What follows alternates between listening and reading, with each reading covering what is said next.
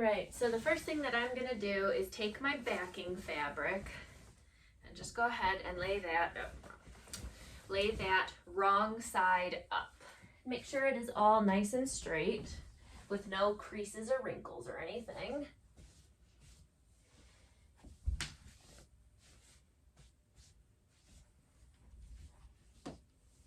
Now, if you're working on hardwood floor or something like that, or working on a bigger quilt, some people will go and like tape the edges down just to kind of hold everything in place, which I might do that. We'll see. Sometimes with the carpet underneath, like I kind of have this mat here, sometimes the carpet underneath holds it in place, so may not be necessary, but we'll see. If I'm struggling, I might end up taping it. Then we're gonna go ahead and take our batting. So this is what I am using, just some polyfill high loft batting. So I got the just a little package, the small size for lap blankets and crib size projects, and this will be perfect. There will be minimal leftover. You do want to have some overhang because the bedding kind of shrinks up when you're quilting it, but so you do need something that's a little bit bigger than what the finished size of the quilt will be. So this is perfect for that. You'll have a few inches of overhang on all sides of the quilt when we're going and laying it all out.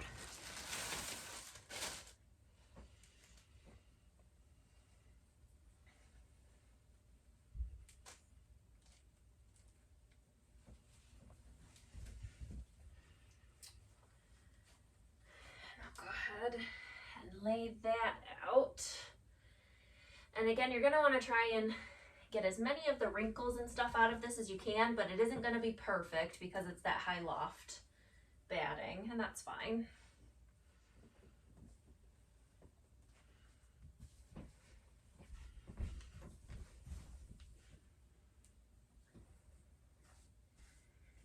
These wrinkles on here, for the most part, as long as they're not super drastic, like if I left this big old one here, that might be seen in your finished product. But for the most part, we just kind of flatten it out as best as we can.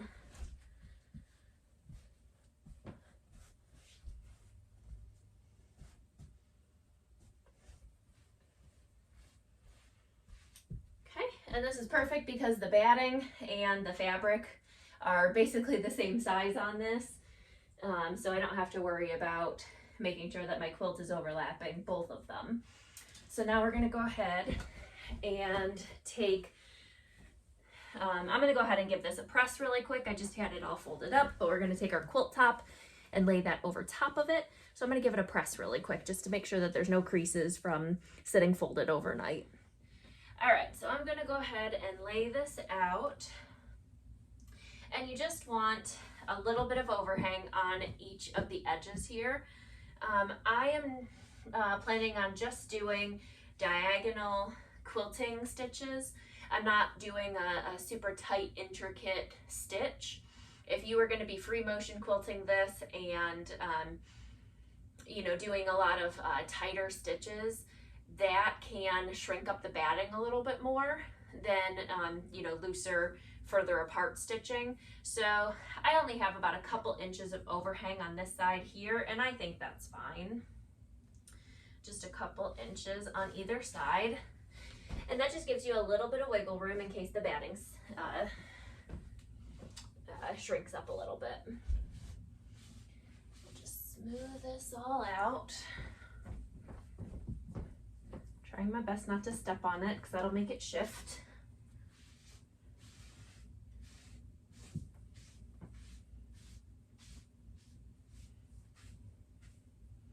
All right, and then I'm gonna go ahead and cut, it's kind of off camera, but there's about a 6 or so inch gap over on this side here. I'm just gonna go ahead and trim that off just so that I just have the piece that I am working with, and that's it. All right, and then before we start basting it, you just wanna go ahead and just double check and make sure that your quilt top does not hang over the edge of any of the batting or the backing. Make sure that the backing and the batting are overhanging the quilt top. So right here I have about an inch or two of the backing and the batting, and then the quilt top is over here. So that's what we're looking for. All right, so basting it, different people have their preferences. If you have a spray basting spray can thing, you can go ahead and use that, and you just spritz a little bit and it kind of holds it in place. I do have that stuff, but I'm just going to go ahead and use some good old safety pins. And what I'm going to do is I like to kind of map out how I'm going to be quilting this so that I can try my best to keep the pins out of my way. So I am going to be going on a diagonal, so all of these little intersections here, I'm going to go ahead and be quilting through all of those. So I know that if I pin in the middle of the squares, on all of the squares, I know that my pins are going to be out of my way and I won't need to move them around. So that's what I'm going to go ahead and do, and I'll just be pinning every single square. All squares are going to have a pin on all 4 sides right in the middle. So it's going to take me a while. I'll be back when I'm done. All right, so I am done basting or pin basting the quilt. So you can see I have pins at every, it's kind of hard to see a little bit, but there are pins at every intersection all the way down along the edges here. I have the pins, and then all the way around on every single square. So we got this all basted together. So now we can take it over to our sewing machine and start quilting it. All right, so I have my quilt all kind of bunched up right here. I have a spare bobbin ready because my bobbin is only like half filled at the moment. So we'll see how far I can get on that one, but I have another one ready to go. And I have my walking foot on my machine. And what I want to do is just test out what stitch length I want to use. So this is going to depend on how thick of batting that you're using and your machine. Some machines, you know, do better. It's not equal across the board, unfortunately. So I'm going to go ahead and this is one of the pieces that I trimmed off. You know, the extra that was around the quilt. So then I just took another little strip so that I have, you know, the same setup as what my quilt is going to be, with cotton on either side and then the batting in the middle. And I'm just going to use this to test out my stitch length and tension and all that to make sure that it's okay. And actually, let me draw out my bra bobbin.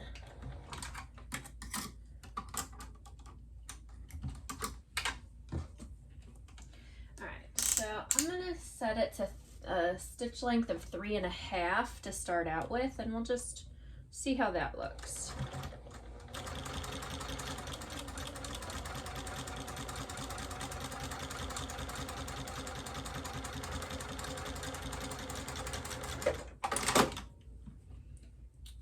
Okay. And actually that looks okay. Tension looks fine, stitch length looks fine. So I'm gonna go ahead and stick with my stitch length of 3.5 then. Again, depending on the length of, or the loft of batting that you're using, you may or may not be okay at 3.5, but that is what's working for me, so that's what I'm gonna go with. So I can go ahead and take the scrap piece and set it off to the side. And now I can go ahead and get started on the quilt. So I ran out of safety pins, so I do have a few sections where I have actual like pins. So I'm going to start with that so that I can stitch that part and then take those pins out so that I don't stab myself. So I'm going to go ahead and flip this around so that that part of it is going in first. Oh, and I forgot an important piece. Hang on. All right, I forgot to add my extension table here. So if you have one, these are great for quilting. If you don't have one, you can do without, but it does help a lot. It does make things easier to have the extension table on there. So went ahead and added that. All right, so I'm gonna go ahead and just start on one of the corners here. I'll lift up my presser foot, get this all kind of shoved in underneath.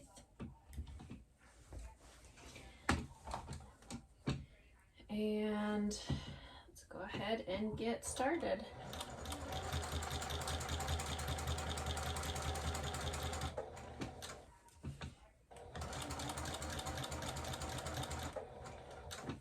Okay, my hands are a little dry today, so I was having a hard time kind of getting it to go through. And, you know, you're not supposed to push it through or anything, but, you know, it is kind of heavy down here and weighting down, so you do need your hands to kind of glide it through a little bit.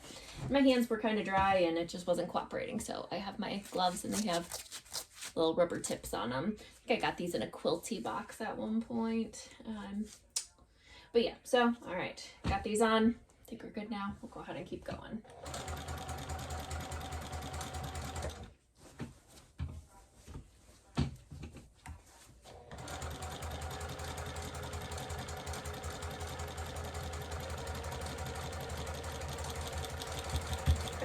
Okay, and I just made it through my first little point intersection there, so I can kind of go ahead and readjust.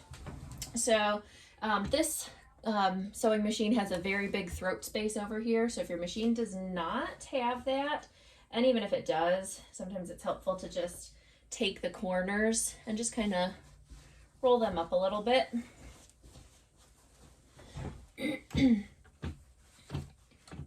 So then it just kind of guides through here a little bit better. All right, so now we'll just go ahead and I'm just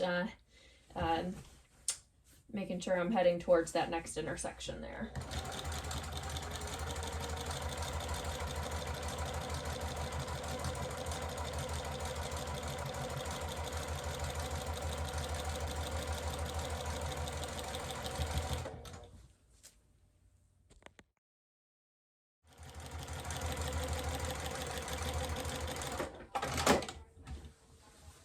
All right, and then I just kind of go off the edge into the batting a little bit there.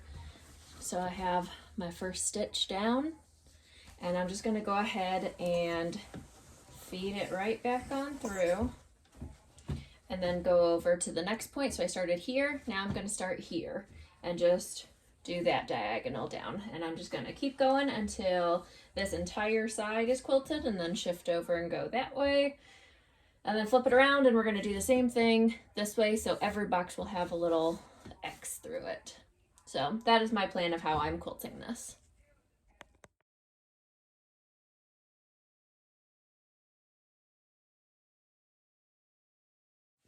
All right, so I have all of those horizontal stripes going, or whatever, diagonal, not horizontal.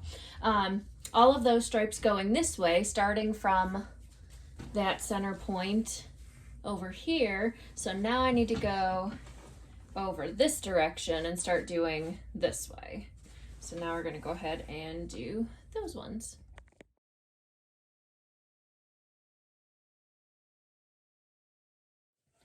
All right, one side down. So we've got, again, it's kind of hard to see, but you can see those lines going across that diagonal. Now I'm going to go ahead and flip it, starting from this side and going down this diagonal, so that, again, all of those squares, all of these squares here are going to have a little cross across them. So we're going to go ahead and start on that side now. Whew. Okay, so now we got it all quilted, so you can see we got those X, you can't really see on some of them, but yeah, we have those X's across all of the squares. So now we can go ahead and remove all of our basting pins.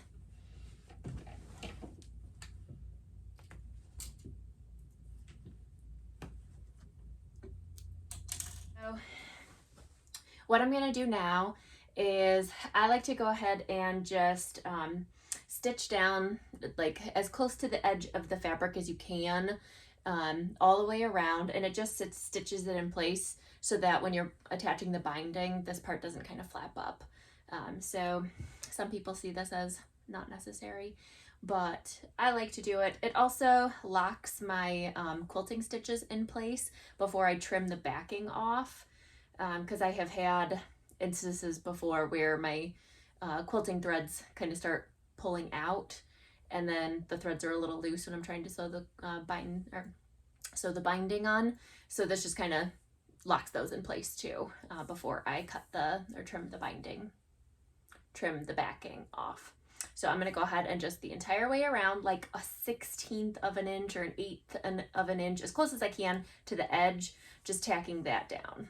So I'm going to go ahead and do that. So I forgot last time I was working on this that I accidentally stitched down some of the binding over here, or some of the backing. I kind of flapped over when I was quilting the front of it. So I need to fix that really quick. So I'm going to go ahead and pull out these stitches and just pull out the stitches and then redo the quilting in those spots. So as you can see right here, when I was sewing it together, when I was quilting it, it just kind of flapped down a little bit. So I just need to pull those stitches out.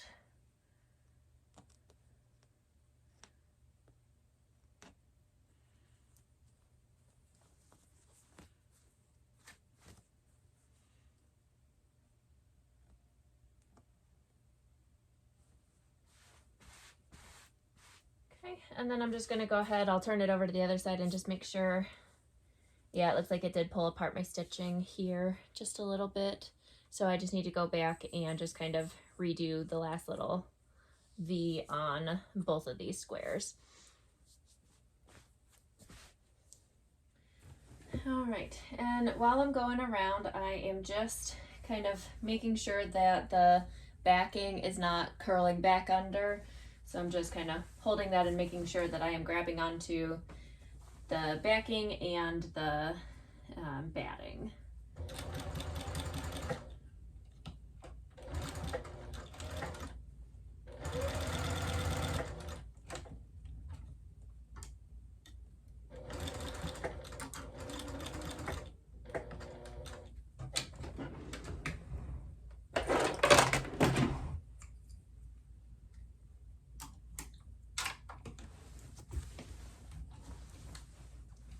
So even with the walking foot, it's still kind of shifting and puckering in a couple of places, just because this is a thicker batting. So I'm just getting out a stiletto to just kind of help feed it through so that it doesn't start bunching up under the presser foot.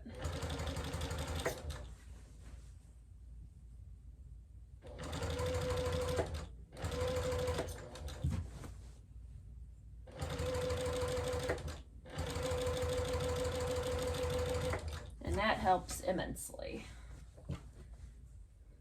But if you don't have it, it's no big deal. A little bit of puckering around the edges is no big deal. The binding will most likely cover it up anyways.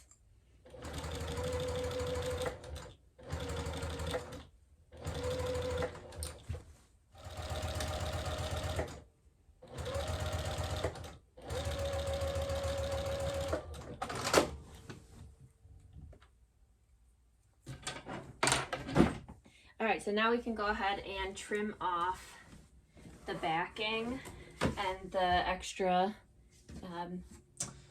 batting over here. So you can go ahead and use your scissors and just trim all the way around, or you can use a rotary cutter and your cutting mat and just a straight edge here, and you just line it up and follow right along the edge there. So whichever way you're more comfortable with, you can go ahead and do that.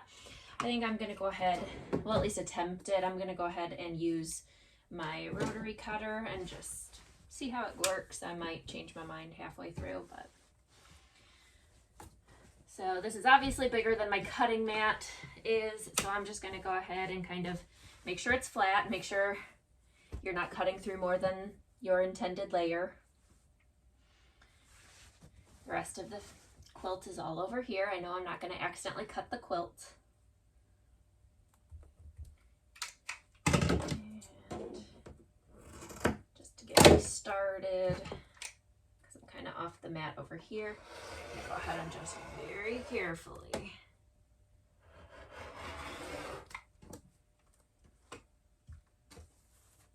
trim right along the edge there, shift it down.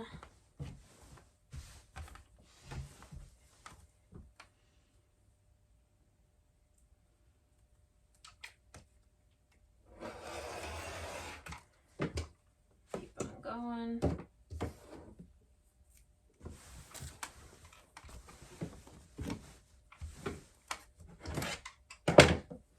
Just very, very careful.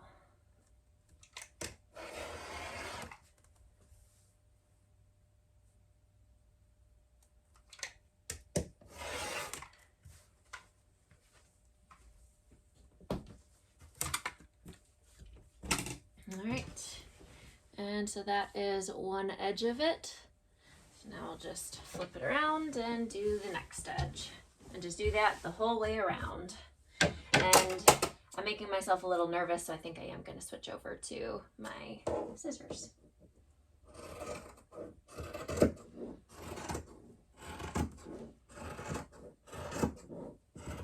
We'll just follow the edge right along.